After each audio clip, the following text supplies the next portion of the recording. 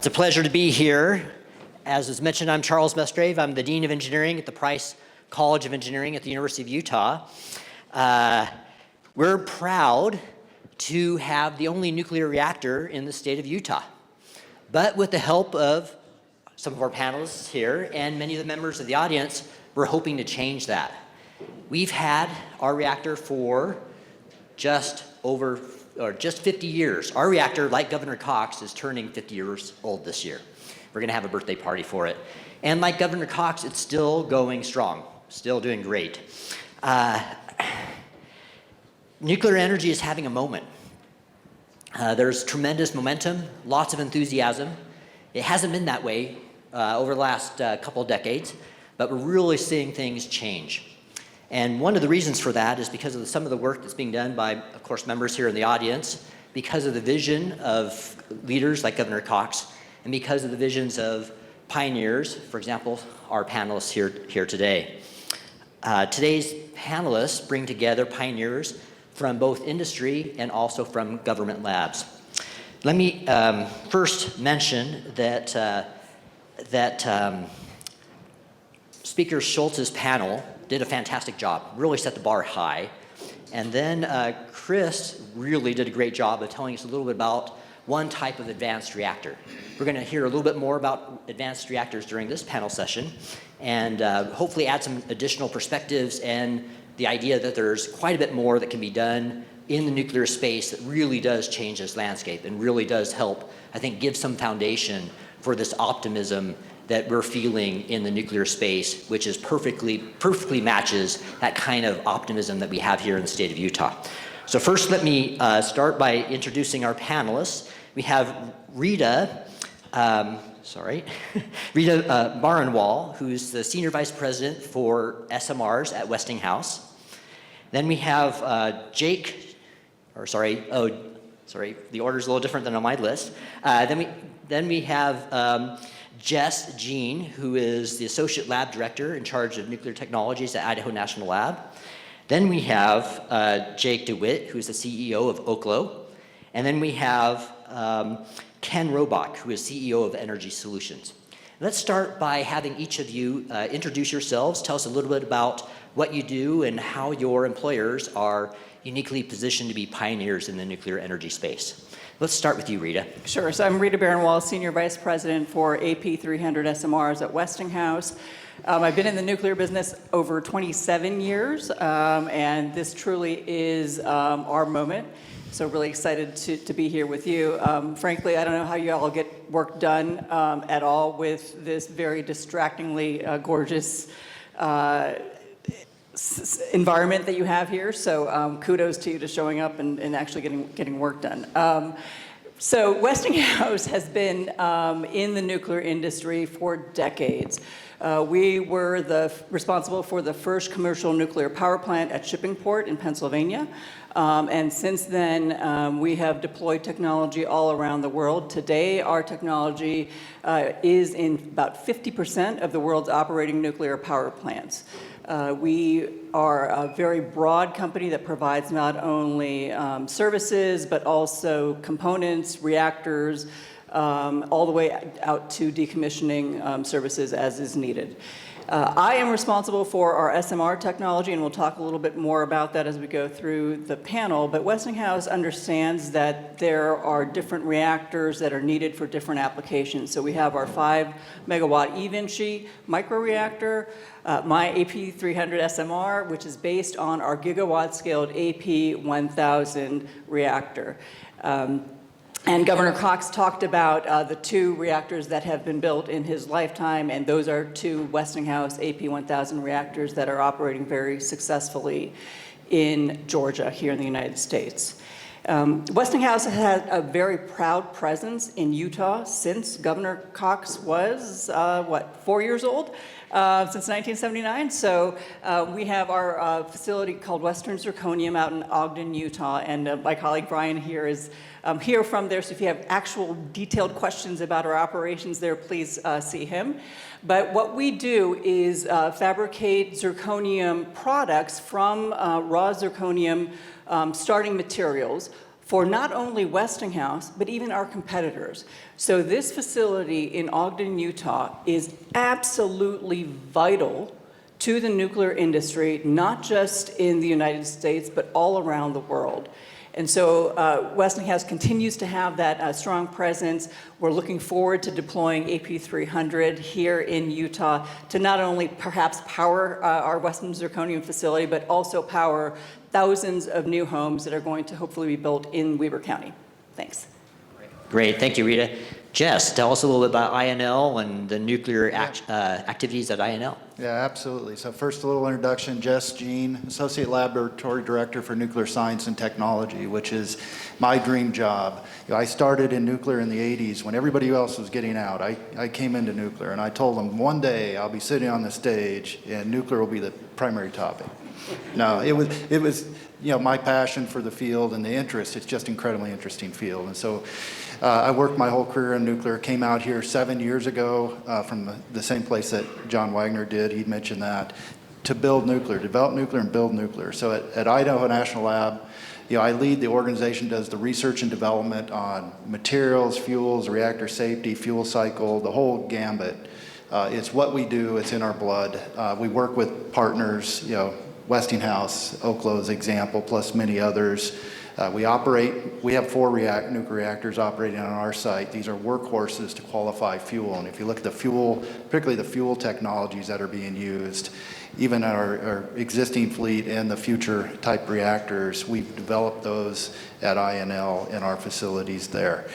In addition, we're building test beds to demonstrate reactors. We're working very closely with Oklo as a good example on their reactor on our site, plus several others, and have up to maybe 9 to 10 new reactors that could be starting up on our site in different various ways and activities. But we have that ability to do that. The Department of Energy has the ability to authorize reactors. They can also be authorized by the NRC. So there's a lot of flexibility. The site's incredibly large, a lot of opportunity, and great to be here. All right, Jake, you have a special relationship with power demand because of your relationship with OpenAI, but you're also part of the solution, not just increasing that demand. Tell us a little bit about Oklo and what makes you a pioneer in this area. Yeah, thank you. So I'm Jake DeWitt.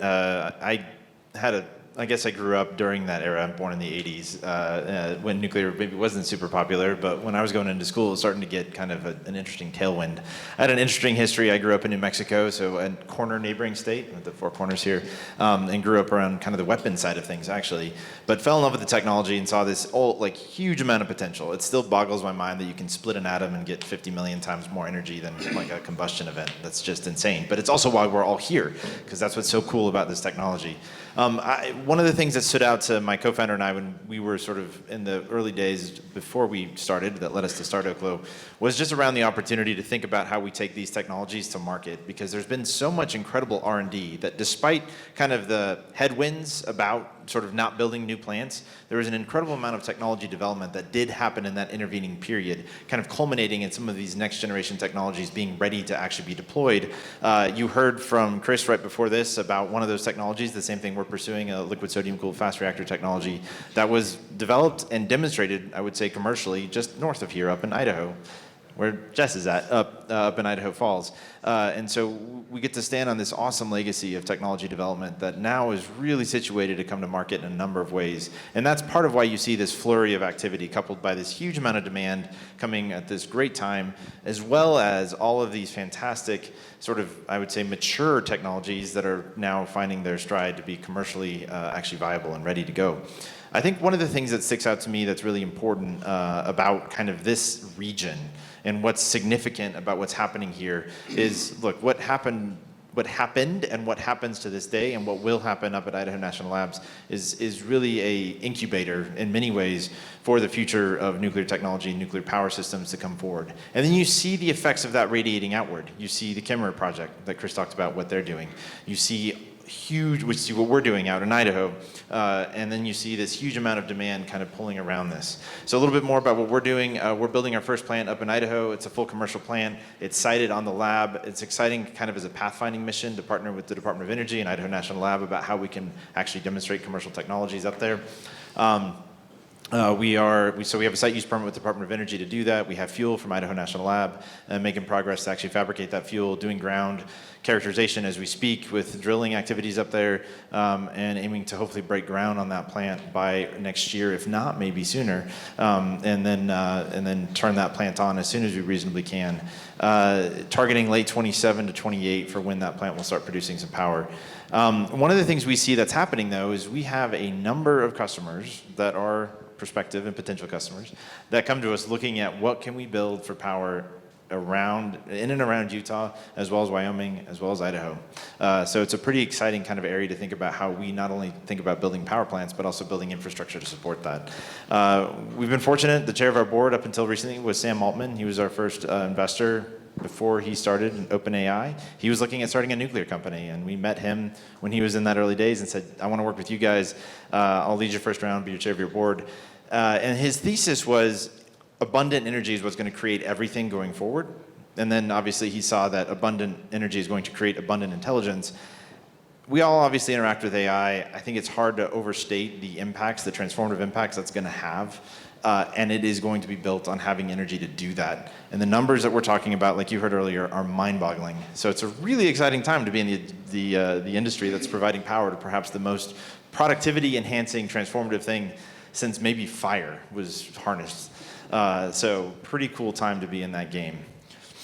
Fantastic. Thanks, Jake. And Ken, tell us a little bit about Energy Solutions. You guys have been around in Utah for a long time. You know Utah extremely well. So tell us about what kinds of pioneering things you guys have been working on.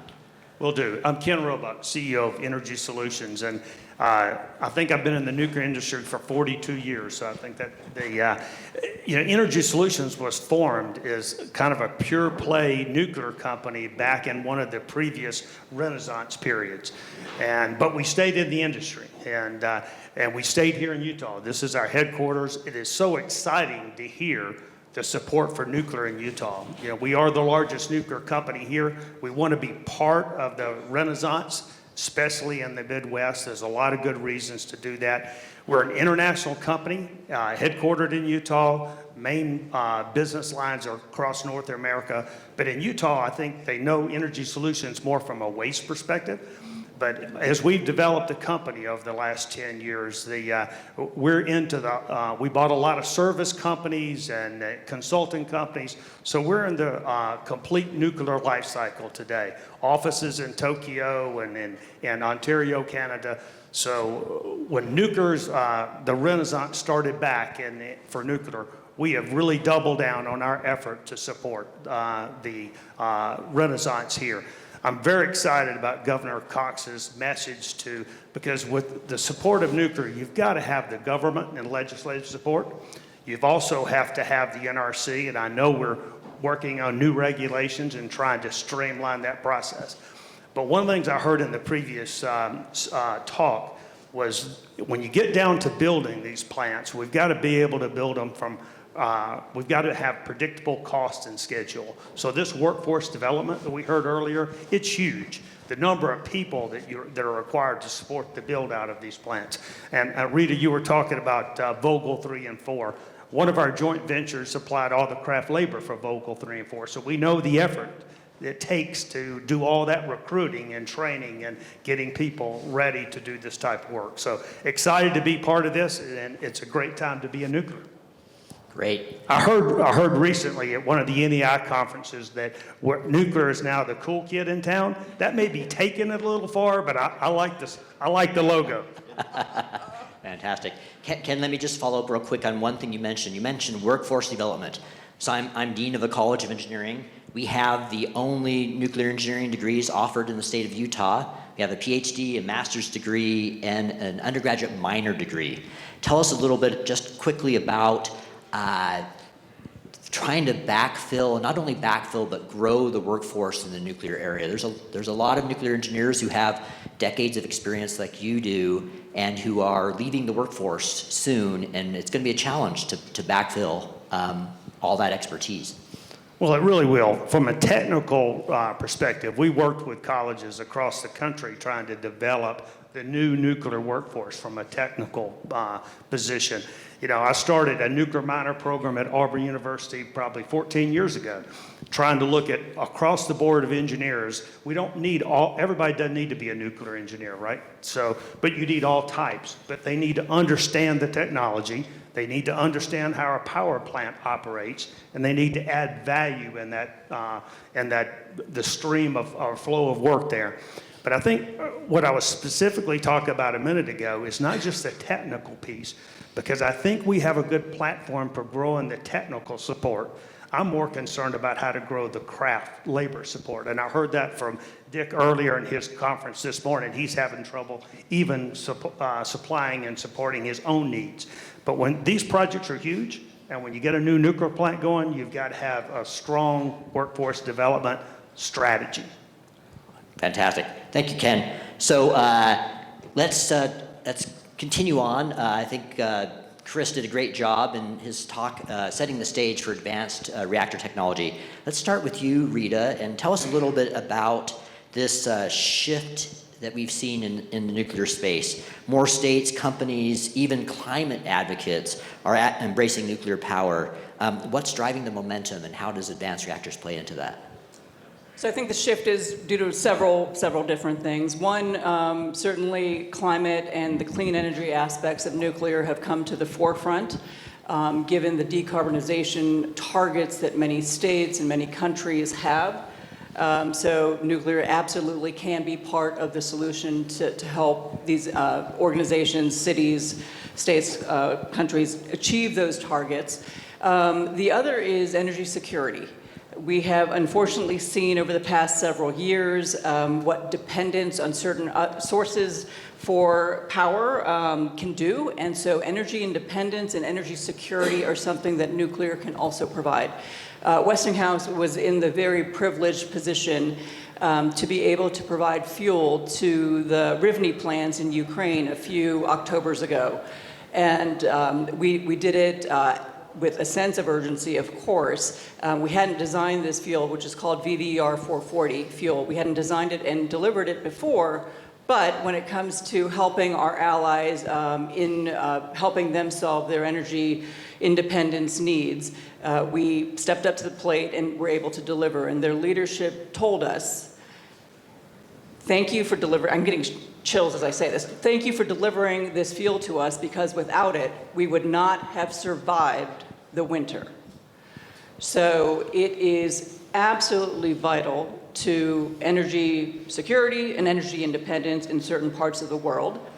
And then it provides really good paying jobs. So if we tie back to the workforce development piece, it is on all of us to get out there into the schools, and I'm taking a turn here, but Thank you. to get out into the schools to at least expose this industry to students as an opportunity that they could come into. Again, they don't have to be a nuclear engineer. They don't have to be an engineer. We need all sorts of disciplines to help us deploy all of the new nuclear reactors that we're all designing, and in addition, maintain the ones that are operating very successfully today and will be renewed for decades to come. But that's really the long pole in the tent. It's not the technology, it's not the finance. Well, there's a bit of all of this, right? But those aren't the long poles. Technology, financing, regulatory aspects. It is the workforce. And shame on all of us if we don't get out there and share with them what is needed for the nuclear industry and how they can help us. Fantastic. Thank you, Rita. Totally agree. Jake, maybe you could tell us a little bit about how advanced nuclear power support, helps sectors in Utah like data centers, AI, high-tech manufacturing. Yeah, I think one of the things that's interesting that we're living in right now is this time where you have a pretty significant mismatch, right, between generation and demand and usage, especially projected out. And a lot of that is going to look at a couple things. One, yeah, we stopped building energy abundance. There's a lot of reasons that came in. We got a little bit of a free pass on that because we were offshoring a bunch of manufacturing in this country. Well, when we want to bring it back, you need power, right? Manufacturing is going to be built on 24/7 baseload power. It's going to be built on nuclear significantly, right, going forward. And it's not just because of sustainability and climate goals, which obviously nuclear wins at. It's because nuclear offers a superior energy product. I'll just say it out there, right? It uses the fewest materials per megawatt hour of all energy sources there are. What I mean by that is it uses the fewest kilograms of steel, copper, concrete, fuel, so on and so forth per megawatt hour. It beats everything out there. By the way, it beats fusion even if we ever get fusion to work, so fission has a really bright future for a long time. That puts it in a position that it should be the most sustainable, scalable, and by the way, cheapest source of energy. I have full confidence you'll see that fully be unlocked as we kind of get the reps into building and scaling that forward. You're seeing the benefits in Georgia, having built Vogtle 3 and 4. Look at what that's enabled them from having excess power. They're one of the few places that have it, and it's probably gone at this point. It's probably spoken for. But the rest, like what we see out here, you heard it in the first session, people want gigawatts of new power, and you're finding it with people that will pay. An important dynamic that I think differentiates what's happening in nuclear now versus what happened before is you have the combination of support at a policy level, of public level, and in a financing mechanism in a marketplace. In other words, you're seeing private capital come to bear. This is no longer dependent on the government in the same ways at all as it was before. You're seeing billions of dollars of private capital flow into the space. When I say private, I mean private investors and public investors, but not government dollars. Government dollars obviously help in different areas, but it's happening independent of that. And then on top of that, you also have this crazy situation where you have well-heeled customers to help bridge your first few plants to market that then will help you drive down those cost curves to be very competitive across the board. Manufacturing cannot necessarily pay or afford to pay the same prices on energy that data centers can. AI right now, I mean, it depends on who you talk to in the numbers, but it looks about, at about $120 a megawatt hour, that's about 10% or so of the cost of AI. So clearly they can support paying pretty high energy bills, and they will. But that will then help drive those costs down. So it's a really important bridge to get some of these early plants financed and built with contingency economics supported at those price points. That has not existed for nuclear's history probably ever. So it's a great time for that. That's going to enable then obviously building out data centers where you see massive gigawatt scale demands. The greater Salt Lake area is really well positioned there. It's a really important hub for data center development to support AI. That's going to be the case going forward. We need to make sure we unlock and power that. So there's going to be a lot of opportunity here. But also for the manufacturing base, that's going to happen and flow behind that or in parallel to that. And that's going to ride off the benefits of some of that early movement on the AI side that can afford to pay the prices that then we'll see those prices continue to drop over time. Oh, Yeah, could I add to that? Yeah, go ahead, Jess. So Jake is exactly right. We think of nuclear, our current nuclear plants about providing electricity, but fundamentally nuclear produces heat. And you can make electricity from heat, but you can also use heat to make chemicals. You can use it for desalination. You can use it for hydrogen production. All these things represent opportunities when you have that energy available, the energy abundance that we talked about. The other areas that are really interesting, and for some of these smaller reactors like eVinci that Westinghouse is working on, is remote use. Mining, remote communities, military bases, very interested in all of these. And some of these that I just mentioned, their current cost of electricity is pretty high, and nuclear can be pretty competitive there. So the landscape is really broad. I'm really pleased to have the data center drive that we have right now, but we've always envisioned something much bigger and broader than that. Fantastic. Thanks for adding that, Jess. I had a project a few years ago that ended, but it was a collaboration with Idaho National Lab, and it was on nuclear thermal propulsion for spacecraft to try to get us to Mars faster. So there's broad applications. Don't get me started on that. All right. Well, thank you, Jess. All right, Ken, let's move on. And, Energy Solutions has had a really long history in Utah. You've worked with the state and with the state legislature and the local community longer than just about anyone in this space. Tell us a little bit about what makes Utah such a great place for advanced nuclear. Well, I think we heard about it from 2 or 3 speakers today. Once you have the support from the local communities and the government, and the fact that you could you have access to the legislators here. We work across the country in a lot of different states, and the speed of which Utah can make a change if they need to, or get something done, and the positive spirit. You heard it today. I mean, it's motivating, right? So if there's a new technology to be deployed, we're gonna come through some rough patches. Well, you want to deal with those with a progressive state that has the backing to make changes like are going to be required going forward. All right, yeah, fantastic. And when you say progressive, you mean advanced thinking. They look ahead into the future and are We very heard 10 and pragmatic. 20 years ahead, but Yeah. if you're going to invest in nuclear, it's a long-term play, right? We're not talking about just 5 years from now, 10 years. Nuclear is commitment for the future. Yeah. Engineers love that, this idea of thinking forward, because we build things, and you have to have faith in the future if you're going to build something that's going to last decades. And so we're very pragmatic here in the state, so perfect fit. Yeah, we're looking at some nuclear plants looking for a 100-year license, right? So that is building for the future. Definitely. All right, Jake, let's move on. And how about if you could tell us a little bit about the excitement around small modular reactors and advanced reactors. Tell us a little bit about what SMRs are and what advanced reactors are, how they are reshaping the future of clean energy, and how now is the right time for them.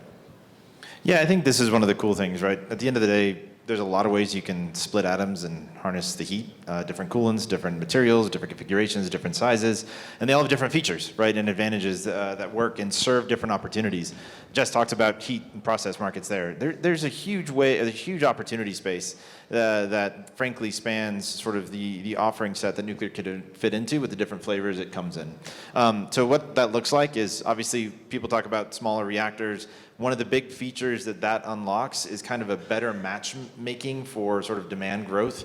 That happens to play out really well in certain manufacturing and certain industrial cases, as well as data centers, where you see, honestly, things down at the tens of megawatts all the way to the hundreds of megawatts serving those loads in a kind of dedicated manner, or at least in a fairly centralized manner that serves in a local basis of industries. And that allows you to build out more granularly, and also to build in a way that kind of allows facilities to build on top of that, because you build one plant, you can build another, you can build another. In our specific case, we sized up at 75 megawatts because we found that matches really, really well on a data hall basis at the data center. So if you think of a data center, it's going to be broken down in sort of its own segments, and each one of those we call a data hall, is typically in the industry size really right now between 60 and 70, 75 megawatts. So it matches well to build a plant like sized for that, so you can build one plant after another, after another, after another, after the data centers get built out. We might talk about gigawatt scale campuses, but they get built out in chunks incrementally that grow with it. And so it becomes a lot easier to it makes it easier for them to deploy. It's a better solution for them if you can match their demand on a kind of one-for-one basis. And then that allows you to do the things that they need, because they, as well as manufacturing bases, you need power 24/7. And if you're really building a plant that's either behind the meter located for you or effectively adjacently located, and you're dependent on that power being there, as well as for utility stability, because most of these cases are going to still be grid interconnected, you're probably going to build the configuration to be N+1. So a smaller plant gives you that ability. There's a great place for large centralized plants for sure, but that's a different manner than powering industrial bases. It's a lot harder to do N+1 with kind of gigawatt scale plants for a facility that might be 1 or 2 gigawatts. It's a lot easier to do that with smaller plants. So that has some big features to it. And then additionally, different technologies open the door to run at higher temperatures. It's also important for what they enable for supply chains, and just honestly, weird things that come out of that help you economically. So being able to use coolants that are compatible with different materials that allow you to tap into other supply chains like oil and gas or food and beverage or chemical. In our case, that's something we can do, and that's really helpful to get out of some of the supply bottlenecks that can otherwise exist. And so things like that actually allow you to have a better pathway for scalability, and those are things that different types of reactors at different sizes enable you to do, which is pretty powerful. Fantastic. Thanks, Jake. Let's move on to Rita and ask about Westinghouse. You mentioned you have decades of experience in the nuclear space.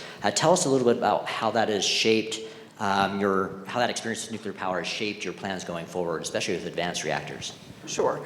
So over 30 years ago, we started developing our AP1000 reactor as a concept. AP stands for Advanced Passive. And the plants that are operating in Georgia right now, Vogtle 3 and 4, are the first generation, what's called Generation 3 plus reactors operating around in the United States. We had 4 that were deployed in China earlier, so the first 6 that are operating around the world in a walk-away safe manner. So what that means is that in the event of a design basis occurrence happening, you can the operator can walk away for over 3 days without having to do anything, no operator intervention, and the plant will automatically shut itself down.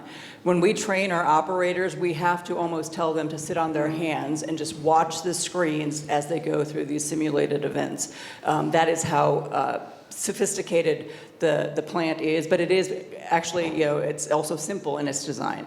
So that was over 30 years ago, and as I mentioned, the 6th plant is now operating in Georgia.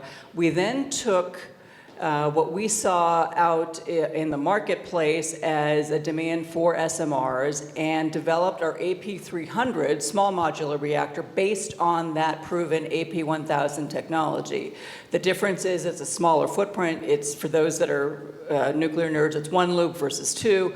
So it's a smaller footprint, which means faster times for construction, reduced overnight capital costs, and then also the benefits of, especially with applications that require 24/7 power, like data centers, you can have 2 or 4 units at a site, and then when one needs to come down for a refueling outage or for a maintenance outage, you have not lost any power to your grid, or off-grid if you choose to do that. So you have that redundancy as well.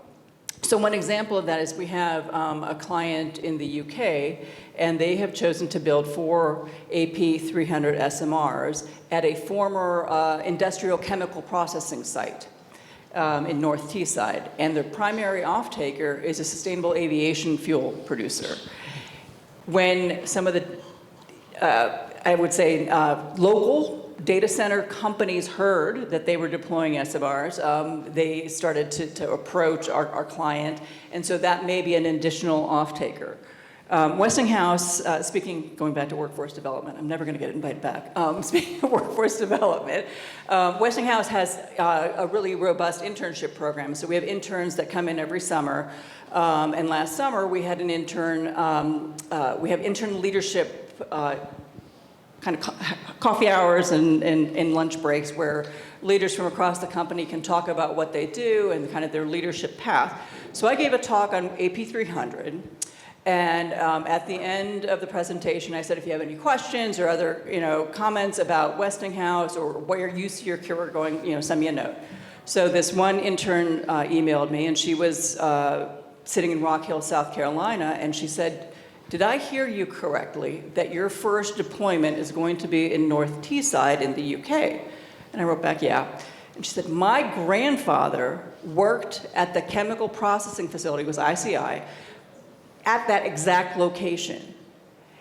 And I would love to, be part of this project when it comes to fruition. So I said, absolutely, continue your studies, graduate, let's keep in touch. And wouldn't that be such a poetic generational story that she gets to work at the same site where her grandfather worked, just on a different part of the energy sector?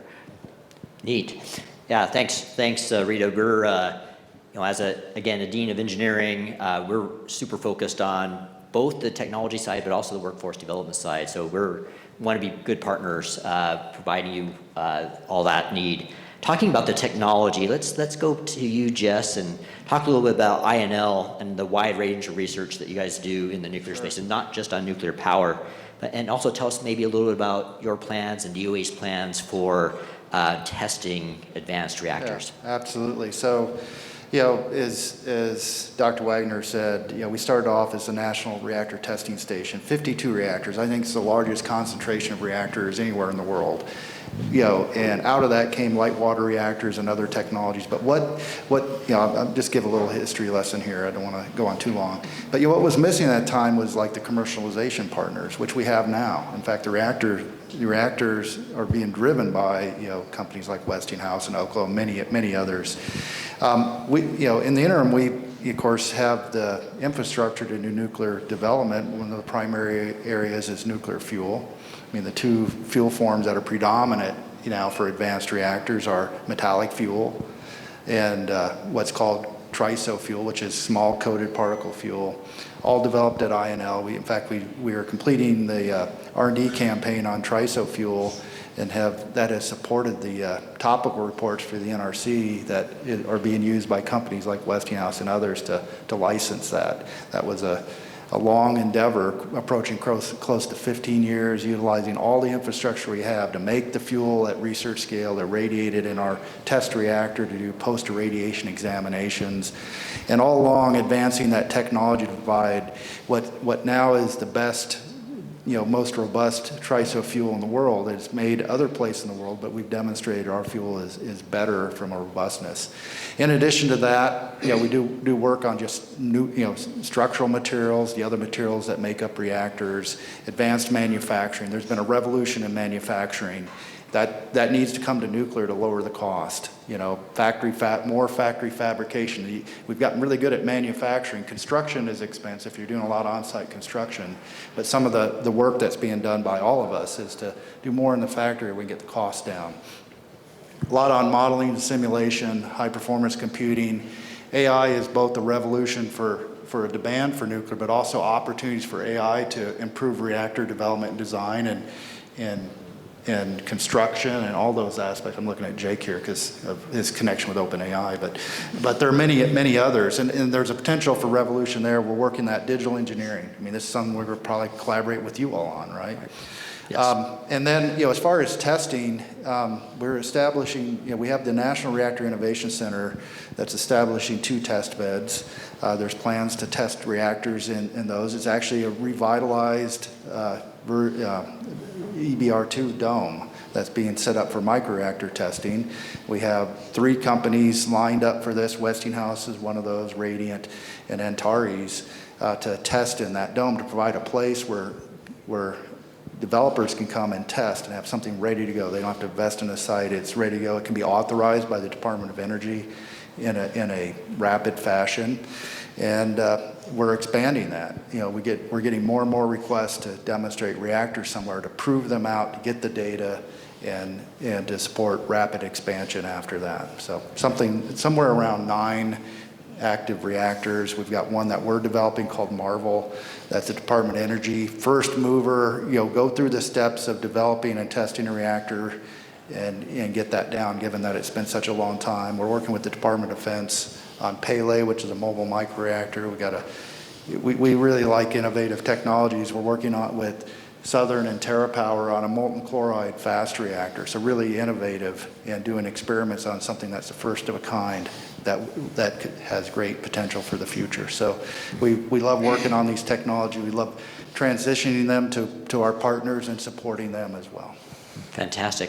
One of the projects I know that INL has been pioneering is taking the NRC nuclear codes for modeling nuclear processes, systems, et cetera, and using AI and machine learning and really creating digital twins and accelerating that design, prototype, testing process. It goes both ways. We're doing that, but for the advanced reactors, we've developed through DOE programs, a new set of codes that are really specific and tailored to those. Those will feed, these things all build on each other. We validate those with data we develop. The reactors that will be operated, that'll provide data to validate these tools that then can accelerate deployment.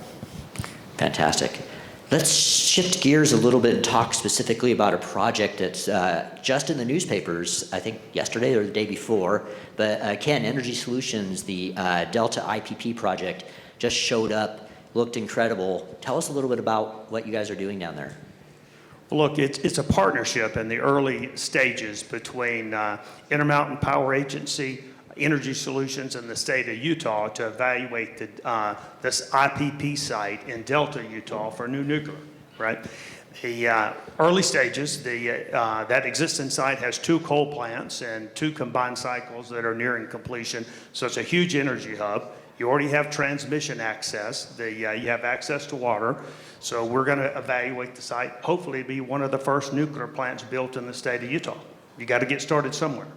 Yeah, fantastic. Well, we're eager to see that because once you get started, then you can try it. You'll see where it works well, where it doesn't work so well, and you learn, and then I'm an engineer. We love that prototype, design prototype cycle. So yeah, absolutely. And the local community is also very focused on power generation. They've supported these large projects in the past, so we think we'll have good support going forward with that. Fantastic. We heard Chris Levesque just before our panel talk about an incredible new design for a type of nuclear reactor, the Natrium reactor. Jake, you also have a really interesting design, this powerhouse reactor that you guys have been working on. Tell us a little bit about it and its advantages and how it works, what you guys are doing there. It's great that Chris went before me because he told most of the story. It's the same technology type. It's a liquid sodium cooled fast reactor. It's a wonderful legacy of technology development that spans back to literally the very first roots of it up in Idaho with a plant called EBR-1, which was the first plant to produce usable electricity in the U.S. back in 1951. And then embarked on a great sort of history of global development. In the U.S. or around the world, we've built more than 25 of these kinds of plants.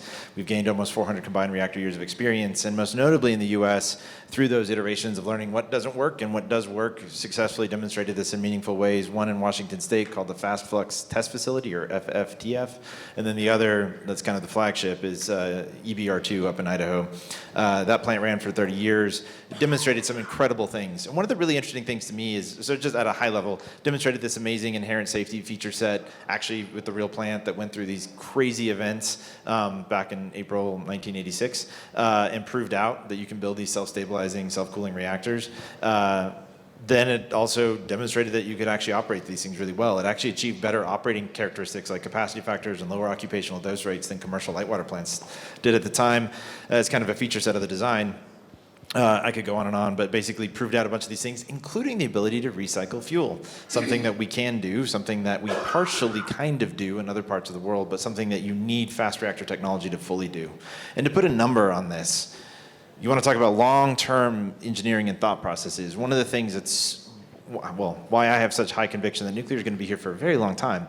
Fundamentally, what fast reactors and recycling can do is actually unlock, using the heavy metal resources we know exist that we can harvest on this planet with known technologies and known reserves, and power the entire planet's energy needs, all of the planet's energy needs for like 5 billion years. That matches fusion timescales if you get all the deuterium out of the oceans. But this is technology, we know how it works, and we can do it cheaper than they can. So it's a fantastic place to be working and thinking about what the future looks like. So there's a lot of benefits this technology affords, and we're excited the fact that we're not the only ones doing it, that builds together on partnerships, and frankly, it kind of shows that there's this diverse set of technologies that's going to open the door for a lot of potential applications. Fantastic.